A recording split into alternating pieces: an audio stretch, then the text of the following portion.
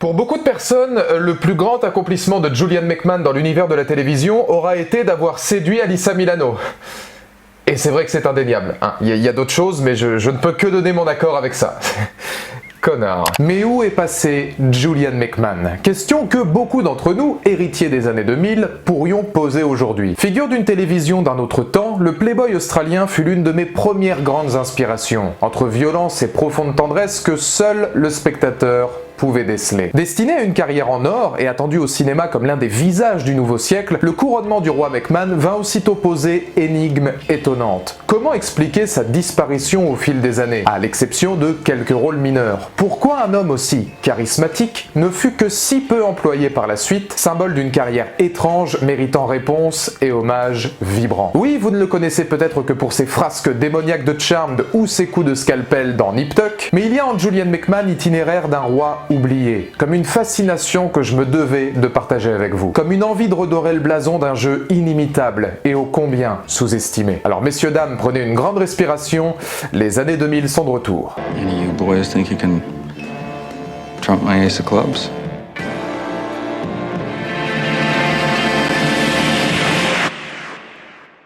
Nous sommes en 1968, l'heure pour Charlton Heston de combattre la planète des singes et pour Stanley Kubrick de prendre le contrôle de l'espace. Mais en Australie, pour Sir William McMahon et Sonia Hopkins, cette année marque la naissance de Julian Dana William McMahon. Fils d'un politicien devenu ministre, il se voit confier à une nourrice pendant l'intégralité du mandat de son père. Idéalement, et avec un tel héritage à porter, sa vie professionnelle semble évidente. Études à la Sydney Grammar School, la même que son père, cours d'économie et de droit, tout comme son père, on a déjà fait plus original. Aucunement destiné à la comédie, il se dirige toutefois vers celle-ci, en parallèle d'une carrière de mannequin car nullement intéressé par ses études. C'est via plusieurs campagnes à Paris, Londres, Milan ou Rome, capitale de la mode, qu'il impose pour la première fois sa gueule au grand public. Peu de temps avant de revenir, après quelques spots publicitaires sur ses terres australiennes. Oubliez Christian Troy ou Cole Turner, le premier grand rôle de McMahon apparaît en 1989, du côté de Home and Away, soap australien dans lesquels il donnera ses traits à Ben Luccini. Attention, âme sensible s'abstenir, on est loin des séances de Botox pour femmes à moitié nues. Not everybody thinks that having babies is the only thing women are good at. To me, having a family means giving the best years of your life to your kids, not the ones left over. Le problème est qu'à cette époque, en atteste son premier rôle au cinéma, Exchange Lifeguards, difficile de briser son image d'étalon. Très vite, il n'obtient que des rôles mettant en scène sa plastique, beau gosse au regard de braise, faisant fondre la ménagère de moins de 40 ans. Sorte de version Leader Prize d'Alerte à Malibu, sortie en 1992, son profil peine à s'étendre sur le reste du globe, facilement compréhensible quand on sait que, pour un budget de 1,6 million de $, ce premier long métrage ne rapportera dans son pays que 3600 billets. Rien que ça. Il faut donc attendre 1996 pour le voir exploser outre-Atlantique. Commençant alors ascension devenant fulgurante avec le temps, bienvenue chez les profilers.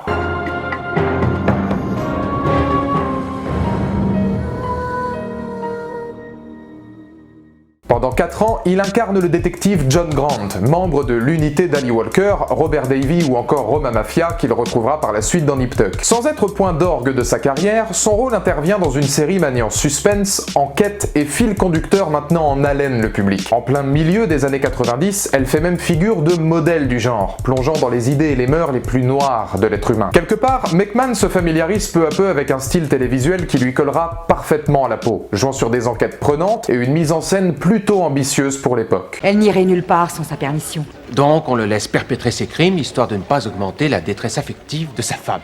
Tout au long de ces 83 épisodes, elle installe durablement l'acteur comme nouveau visage du public, proposant réel impact et jeu à la hauteur du comédien. Mieux, il sort d'une zone de confort pesante pour s'enrichir d'un rôle plus sérieux, révélation l'amenant un certain 5 octobre 2000 et après l'arrêt de Profiler, vers une petite série d'auteurs qui a légèrement fait parler d'elle. Ah, je vous avais dit que ce serait nostalgique. Désolé.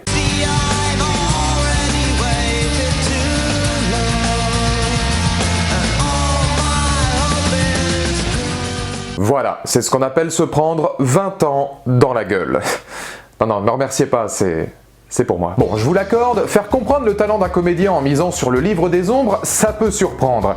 Et pourtant, Cole Turner, Charmed, récital atypique et un départ comme un symbole lors de son centenaire. Incarnant l'animal pendant plus de 3 ans sur WB Network, et s'il était possible de sentir les prémices d'un acteur hors du commun via les déboires des sœurs Halliwell. Car oui, Charmed représente ma première rencontre avec McMahon. Affect immédiat pour un personnage ô combien torturé. Comme un moment décisif, où encore aujourd'hui, je lui vois nuances souvent remarquables, dualité entre le bien et le mal passionnante, et surtout violence romantique d'un autre temps. À tel point qu'une question se pose. Et si les débuts de mon esprit d'analyse pour une fiction ne venaient pas du destin Cole Turner? Mesdemoiselles, je me présente, Cole Turner, adjoint du procureur. Je suis chargé de cette affaire.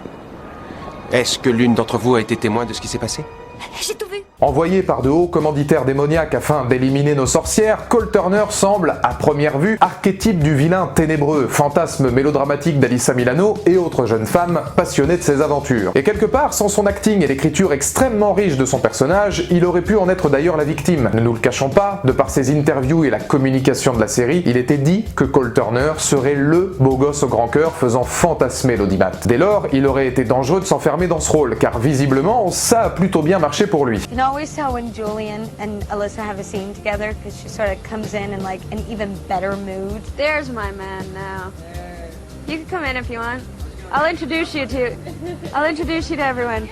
This is my Julian McMahon. But he's just a fantastic guy, and that's all that really matters. He gets along with everybody very well. He catches the bad guys, and there could be a surprise. He's here for love. That's what he's looking for. And, you know, you might find it. Seulement voilà, la tristesse émanant de son personnage dépasse vite le cadre du dandy solitaire, beaucoup plus sombre et torturé, car Cole Turner, c'est l'éloge romantique par excellence, dans sa grande tradition littéraire. Obsédé par un amour impossible, en constante colère avec son passé, incapable de gérer son destin et oscillant toujours entre bien et mal, il y a quelque chose de fascinant avec son évolution. Comme s'il devenait narration complexe d'une série légère et manichéenne. Oui, Cole représente cette part constante de nuance entre lumière et obscurité, dont les actions ne furent toujours guidées que par amour. Abandonner ses pouvoirs, dire non à la source, faire le bien, sauver Phoebe environ 18 624 fois, et finalement, mourir d'amour. Avec ça, pas étonnant que le bonhomme sombre dans la folie, même si c'est encore là qu'il placera ses meilleurs punchlines. Comment tu peux être aussi mauvais? C'est un don. Phoebe Page, bip bip. Bip bip bip. Tu m'appelles? Il embrasse donc nombreuses idéologies de littérature fantastique, allant bien plus loin que ce que l'on pourrait voir à l'écran. Dans son combat pour ne pas basculer dans les ténèbres, par Balthazar ou même la Source, on retrouve cette dualité intérieure à la Robert Stevenson, avec Dr. Jekyll et Mr. Hyde. Son amour pour Phoebe, le conduisant souvent à la mort, parfois même désiré, en fit personnage romantique dans la plus grande tradition d'écrivains comme Alfred de Musset. Enfin, par le prisme des sœurs Halliwell, on devine un homme dont le destin viendra constamment le rattraper. Un homme ne pouvant échapper aux marques et aux crimes de ses descendants démoniaque, propre à l'écriture d'un Lovecraft. Nombreuses références littéraires, certes mis au service d'une série très classique, mais qui, par l'acting mélancolique de McMahon, en font rouage essentiel à sa carrière. Nous n'avons pas uniquement affaire à une histoire d'amour, mais bien à un chemin de croix, une quête d'identité. Amoureux de cette bascule entre le bien et le mal, donnant souvent scène iconique, McMahon élève son niveau de jeu pour mon plus grand plaisir.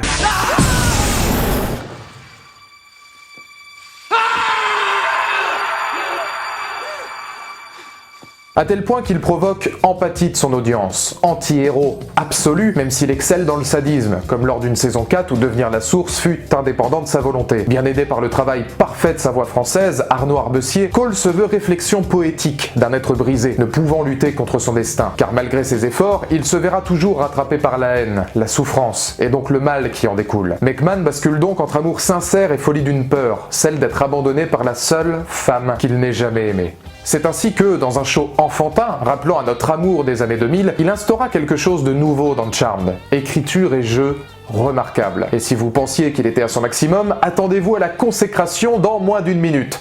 Dites-moi ce que vous n'aimez pas chez vous.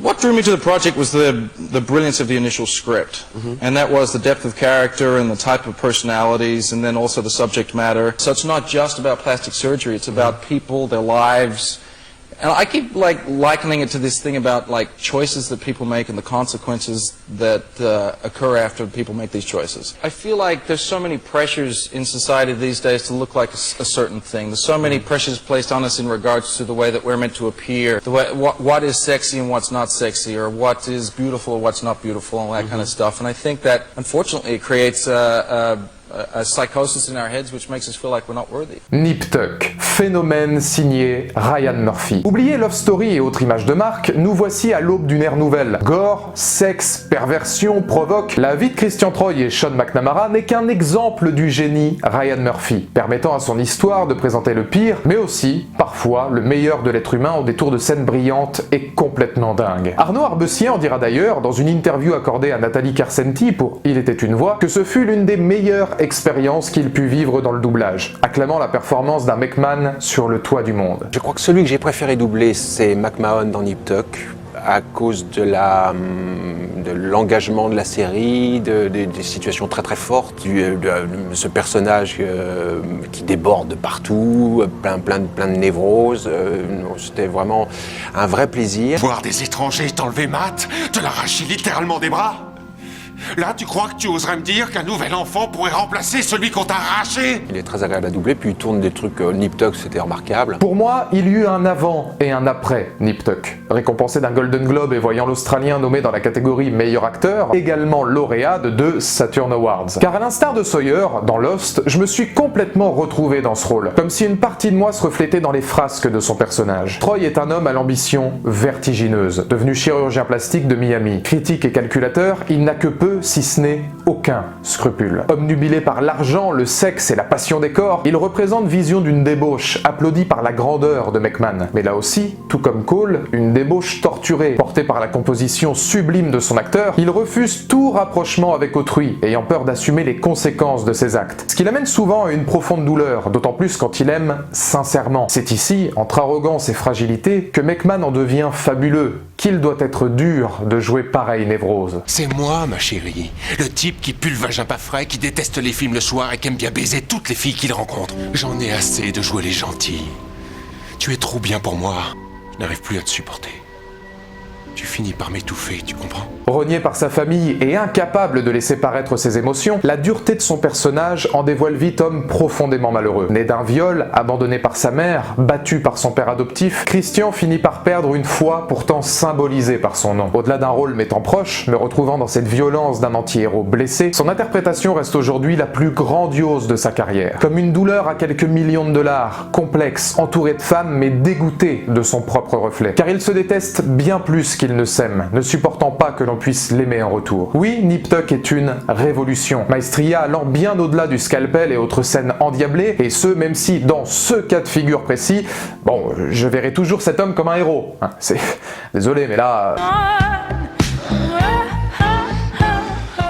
Offrant quelques-unes des plus belles scènes de la série dans les messages qu'il propose, Nip Tuck fut toutefois épuisant pour McMahon, aussi bien physiquement que psychologiquement. Il en dira d'ailleurs que jouer avec Dylan Walsh fut un soutien inégalable sur le tournage. It's just a joy, and he's such a dedicated guy to his craft that it kind of raises the bar as far as I'm concerned in regards to necessity of performance, that, you know, you really can never be just walking through this thing, which is always a wonderful challenge. Si je n'irai pas plus loin concernant la série, ayant déjà consacré une vidéo sur le sujet, l'acteur est alors au sommet de son art. Visage reconnu et promis à un avenir doré, son envie se tourne maintenant vers le 7e art, et malheureusement, ses choix de carrière ne furent pas toujours à la hauteur de ses performances. C'est le moins qu'on puisse dire. Je suis tenu d'en avertir les autres. C'est tout simplement tragique. Je vais changer de médecin.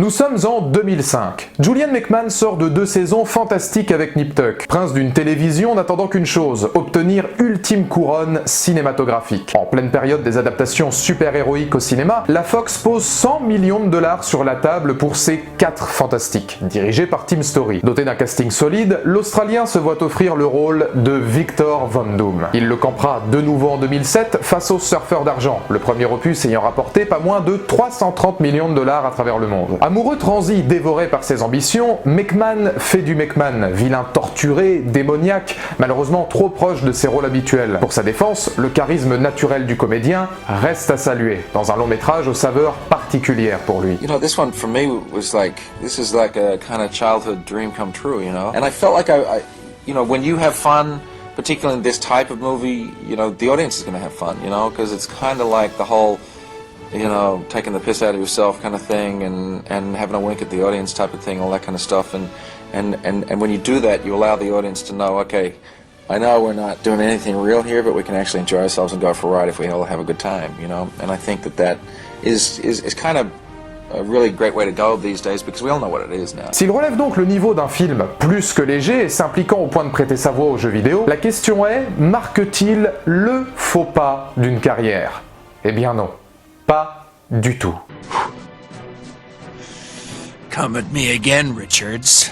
Do your worst. Car Les 4 Fantastiques ne fut pas entièrement de première classe pour ces acteurs. D'un point de vue analytique, il n'est que l'une des portes menant à des adaptations certes moyennes mais décomplexées. Là-dessus, il sera important de noter qu'il n'eut aucun impact sur la suite de sa carrière, ou en tout cas pas sur sa notoriété. La véritable histoire de son absence est tout autre, et propose thématique simple, vivre avec l'un des métiers les plus difficiles au monde. En l'espace de quelques années, il oscille entre Nip Tuck jusqu'en 2010 et plusieurs longs métrages comme Prémonition ou Red. Le problème, c'est que l'ensemble de ces tournages, y compris pour Marvel, ont lieu en même temps. Tournant à Los Angeles pour Nip Tuck, il devait finir la semaine sur des plateaux canadiens, voire en Alaska, par obligation professionnelle. Pendant des années, il dut mettre de côté, malgré lui, l'amour de sa famille. Pire, très proche de sa fille, celle-ci ne pouvait vivre en l'absence de son père, et ce malgré des tournages minimalistes à New York ou Atlanta. Il décide alors, après ses aventures de chirurgien et proche du burn-out, de faire un break, ne souhaitant plus tourner en dehors de Los Angeles. Ayant grandi dans une ferme, il envisage même pendant un temps d'acheter un ranch et de couper définitivement les ponts avec l'environnement d'Hollywood. Cette dévotion, mêlée aux difficultés vécues sur Nip Tuck, fut donc fer de lance d'une décision simple, quitter Hollywood pour une vie normale. Il le dira lors de nombreuses interviews, mais aussi grandiose cette série fut-elle, il sortait souvent épuisé des studios. Vers la fin de son histoire, il admit ne plus faire la différence entre lui et son personnage, l'emmenant partout avec lui. Il demandait également énormément d'énergie afin d'assurer ce charisme, cette assurance, prisme sexuel fatigant l'acteur. C'est pour ces raisons qu'il lui fallut du temps avant de revenir, choisissant des rôles qu'il n'aurait aucun mal à laisser derrière lui une fois le tournage terminé. Oui, l'envers du décor est compliqué pour McMahon, d'autant plus quand une grande partie de ses expériences cinéma sont un échec. Tu plonges?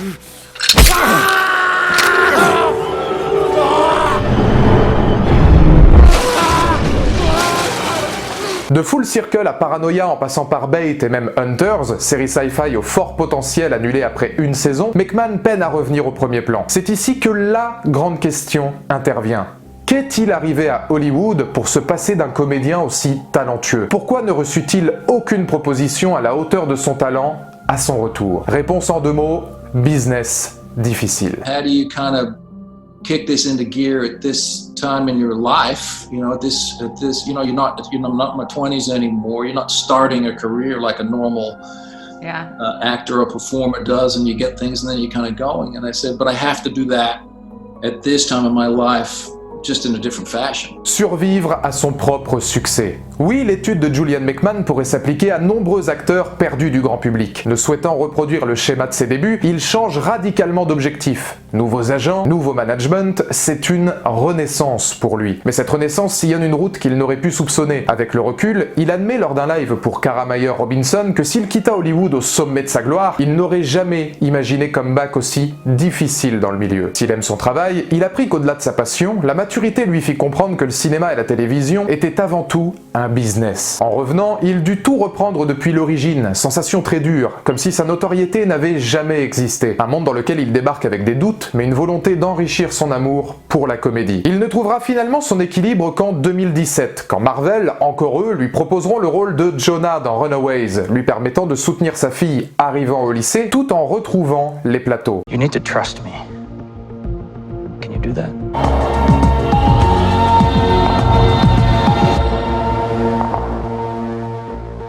7 ans passent depuis Nip Tuck. Nouveau visage de Hulu, McMahon incarne Jonah, philanthrope envahi par son ego et son désir de pouvoir. Un homme souhaitant accomplir de grandes choses et qui, du fait, annihilerait toute personne se mettant en travers de son chemin. Évidemment, aussi mystique que dangereux, difficile de ne pas voir rapprochement avec Victor Von Doom. Lien évident entre les deux personnages. Refuge pour acteurs en perte de vitesse, notamment à James Masters tentant d'exister après Buffy et Angel, McMahon apporte charisme et aura à une série délaissée par le grand public, même si ne prenant toujours pas les risques que son talent de comédien lui permettrait. À 52 ans, la frustration commence donc à se faire ressentir pour les fans. Peut-il quitter un registre taillé sur mesure pour son acting, mais manquant de la performance définissant son renouveau? Vous y êtes ? Tant mieux, parce que maintenant on va parler FBI. Car oui messieurs dames, il est enfin temps de reconnaître que le costume d'enquêteur, c'est plutôt saillant sur le bonhomme. Justin Brock, vous faites l'objet d'un mandat d'arrêt fédéral. T'aimes ça les uniformes, hein? Mais t'as de la chance parce qu'on va t'en donner un très joli, même qu'il est orange. Revenir aux sources pour mieux innover. Tels sont les maîtres mots de Jess LaCroix. Enfin, LaCroix, on est en France, rôle principal de sa nouvelle série, FBI Most Wanted. Apparu dans 2 épisodes de la série mère et ovationné par la critique, il a droit, en 2019, à un spin-off entier le concernant. Retrouvant aussi bien son amour pour la fiction policière que son doubleur fétiche, Arnaud Arbessier, le succès est immédiat aux États-Unis, avec près de 10 millions de téléspectateurs pour son lancement. Pour la première fois depuis un âge, il se tente à un nouvel exercice, devenant plus que le beau gosse démoniaque que l'on plaçait sur ses épaules. Mieux, la boucle semble bouclée. Reconnu du grand public dans la peau d'un détective à la fin des années 90, le voilà revêtir son costume du FBI pour le plus grand plaisir des fans. Look, he's a fascinating individual and he's a great character to play. He's kind of a bit of a genius in the FBI world. He has this ability to kind of calculate circumstances and situations and people. For this, you give him a break on his sentencing? Agent LaCroix. The charade that he didn't know Brock hired one of his men to kill his wife, it's bull! Really kind of trying to find that balance of how do you raise an 11-year-old girl and how do you go to work and do what you need to do. I think there's part of his system that needs to do what he's doing. Like he can't kind of survive without it. Il l'avouera au fil des épisodes, mais Jess LaCroix devient l'un des personnages les plus proches de son caractère. Après son départ, il souhaitait revenir dans un rôle loin des antagonistes joués jusqu'à présent, changeant de directive après avoir lu des dizaines de scripts. Coup de cœur immédiat pour l'histoire de LaCroix, notamment par sa relation paternelle, il signe l'un des 10 scénarios que CBS lui envoie. Environnement varié, équilibre d'une histoire jouissive, passion d'acteur et photographie sublime, McMahon s'éclate et savoure le tournage, lui rappelant ô combien ce métier lui avait manqué. À tel point que c'est, peut-être, alors qu'une 2e saison débarque dans quelques jours, cette connexion qui fera de son retour marque d'un homme avec lequel, j'en suis sûr, il faudra compter à l'avenir. Julian McMahon, un nom résonnant encore dans l'imagerie de notre génération, ayant marqué de son empreinte plus d'une décennie. Oui, le démon préféré des millénials restera toujours acteur ô combien sous-coté, ayant prôné violence romantique et ténébreuse comme jamais auparavant. Oui, Julian McMahon demeure peut-être dernier vestige d'une époque dorée, celle d'un ancien temps, d'une ancienne télévision. Il est la marque d'acteurs ayant fait choix de vivre, plutôt que de se contraindre à un travail qui ne leur correspondait pas, et ce envers et contre toute forme de gloire. Il est peut-être la définition, comme nous venons de le prouver, de toutes les difficultés qu'il y a à survivre à Hollywood. Il était Cole Turner, il était Christian Troy, il était même dans le viseur d'un prochain James Bond, peu de temps avant que Daniel Craig vienne imposer sa classe. Voilà pourquoi j'aime cet acteur. Voilà pourquoi je suis fier de pouvoir dire que, aussi bien cinématographiquement qu'humainement, j'ai grandi et je continuerai de grandir avec l'un des comédiens les plus sous-employés de la décennie, n'attendant qu'un signe pour revenir aux yeux du monde, prouver que son talent est éternel. Le roi est vivant, vive le roi Julian McMahon. I love my life. It's great to be me. They call me Sexy Beast. Oh, come on, that was good, that one. Une place n'est pas un mot mais une promesse d'avenir pour croire en mes rêves. T'es dans le vide et l'autre sur l'accélérateur. Être gentil c'est vraiment cool, être honnête c'est fédérateur. Vest qui toujours l'est, faut qu'il y en a de plus en plus.